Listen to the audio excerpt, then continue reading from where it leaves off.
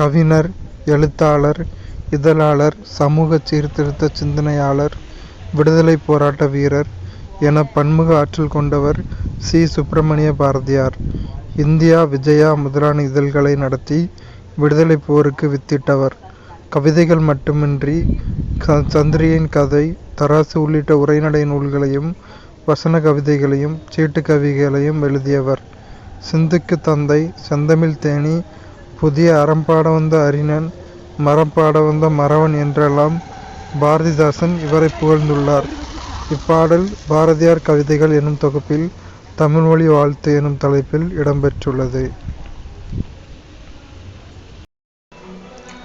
தொல்காப்பியத்தின் ஆசிரியர் தொல்காப்பியர்.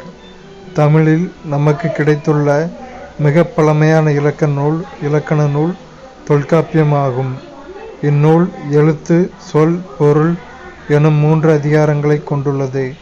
ஒவ்வொரு அதிகாரமும் 9 இயல்களை கொண்டது. பொருளதிகாரத்தின் மரபியலில் உள்ள 3 நூற்பாக்கள் 91, 92, 93 இங்கு தரப்பட்டுள்ளன. இளமை பெயர்கள்: புலி, பறல்; சிங்கம், குருளை; யானை, கன்று; பசு, கன்று; ஆடு, குட்டி. ஒளிமரபு: புலி உறுமும், சிங்கம் முழங்கும் அல்லது கர்ச்சிக்கும், யானை பிளிரும், பசு கதறும், ஆடு கத்தும்.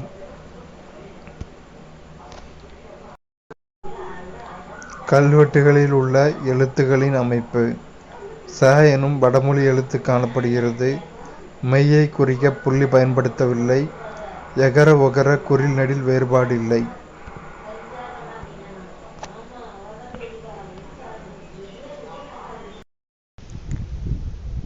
தமிழ் மொழியை எழுத இருவகை எழுத்துக்கள் வழக்கில் இருந்தன என அறிகிறோம். அரச்சலூர் கல்வெட்டே இதற்கு சான்றாகும். இக்கல்வெட்டில் தமிழ் எழுத்தும் வட்டெழுத்தும் கலந்து எழுதப்பட்டுள்ளன. ஓரெழுத்து ஒரு மொழிகள்: உயிரெழுத்து அ, இ, உ, ஏ, ஐ, ஓ. மகர வரிசை ம, மீ, மூ, மே, மை, மோ. தகர வரிசை த, தி, து, தே, தை. பகர வரிசை ப, பு, பே, பை, போ. நகர வரிசை ந, நி, நே, நை, நோ. ககர வரிசை க, கு, கை, கோ. சகர வரிசை ச, சி, சே, சோ. வகர வரிசை வ, வி, வை, வௌ. எகர வரிசை ய.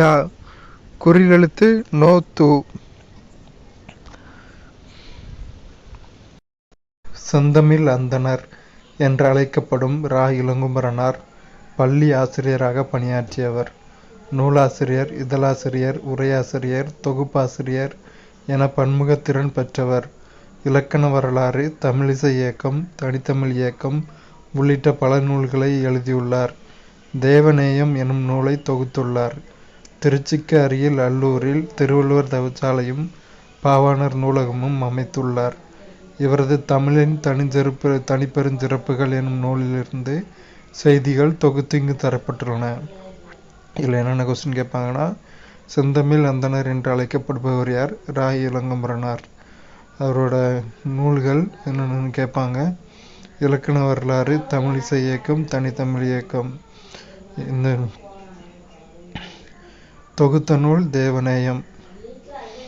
திருச்சிக்கு அருகில் அல்லூரில் திருவள்ளுவர் தவச்சாலையும் பாவாணர் நூலகமும் அமைத்தவர் தமிழ் திரு ரா. இளங்குமரனார். இதெல்லாம் ஒன்வேர்டாக கேட்பாங்க.